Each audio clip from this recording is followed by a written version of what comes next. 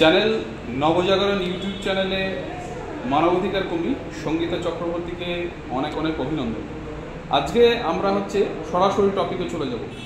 রাজ্য রাজনীতির যে তোলপাড় অবস্থা, তার কারণ কয়েকদিন আগেই আমাদের যে লোকসভাতে একটা বিল পাস হওয়ার জন্য বিলটি উত্থাপন করা হয়েছিল এবং ইতিমধ্যে সেই বিল পাস হয়ে গেছে, যার নাম ওয়াকফ বিল।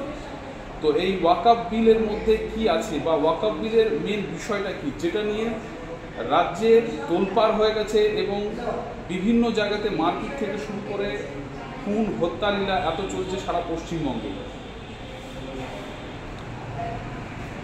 ट्रेलर अभी बाकी है, पिक्चर अभी बाकी है, दोनों ही बाकी है।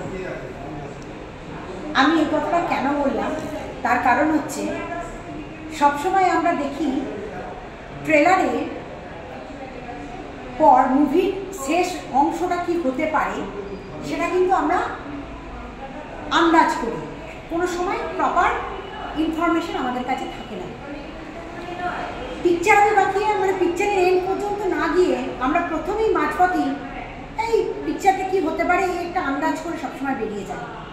তো আন্দাজের উপর ভিত্তি করে আজকে ওয়াকফ বিল নিয়ে দিকে দিকে যে ভুল ভ্রান্তিগুলো ছড়াচ্ছে, এর জন্য যেটা দায়ী সেটা আমাদের মাননীয় মুখ্যমন্ত্রী, তার সরকার এবং এই সরকারের অধিকাংশ পেটুয়া তলবিবাহক কিছু চাটুকার মুসলিম নেতারা, যারা নিজেদের ফায়দা লোটার জন্য সিএ বা এনআরসি করার নাম করে একের পর এক দীর্ঘদিন ধরে পশ্চিমবাংলায় যে অশান্তির বাতাবরণ এবং গাজাকে সমর্থন করার নাম করে যেভাবে ক্ষতিগ্রস্ত করেছিল, দিকে দিকে আগুন জ্বালানো, বাস ধ্বংস করে দেওয়া, সরকারি সম্পত্তি লুট করা, পুলিশের গায়ে হাত তোলা, এটা আমরা দেখে অভ্যস্ত হয়ে গেছি।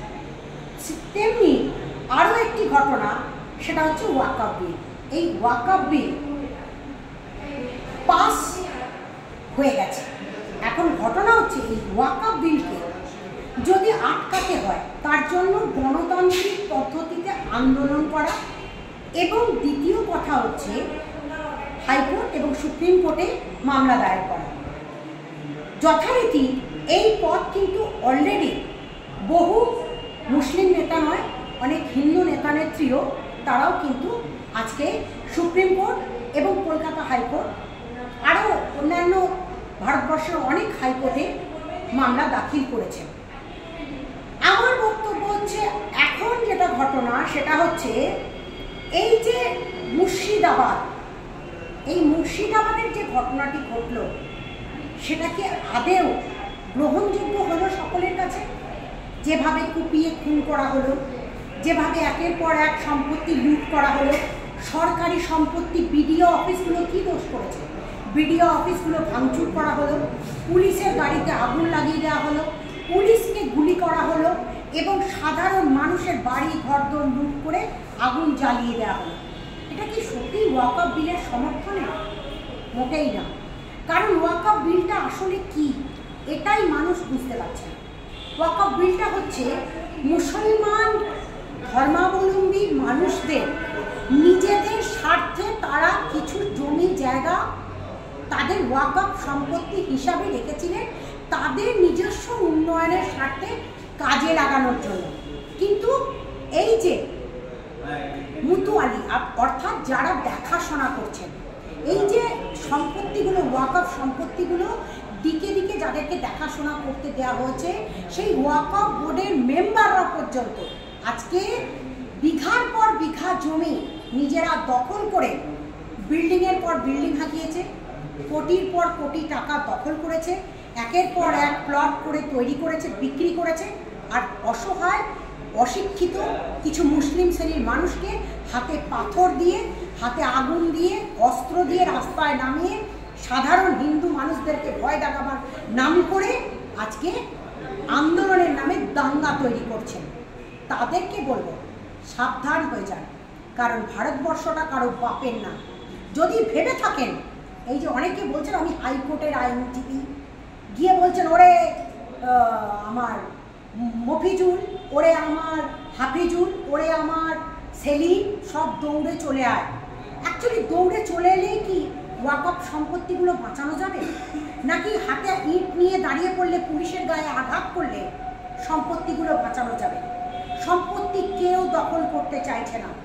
সরকারি সম্পত্তিগুলো যখন তখন ওয়াকফ বোর্ডের আন্ডারে পড়ে যাচ্ছে, এই বলে যারা আন্দোলনে নেমে পড়ছেন সেই সরকারি সম্পত্তি সরকারই থাকবে, তাতে আপনারা লড়াই করুন।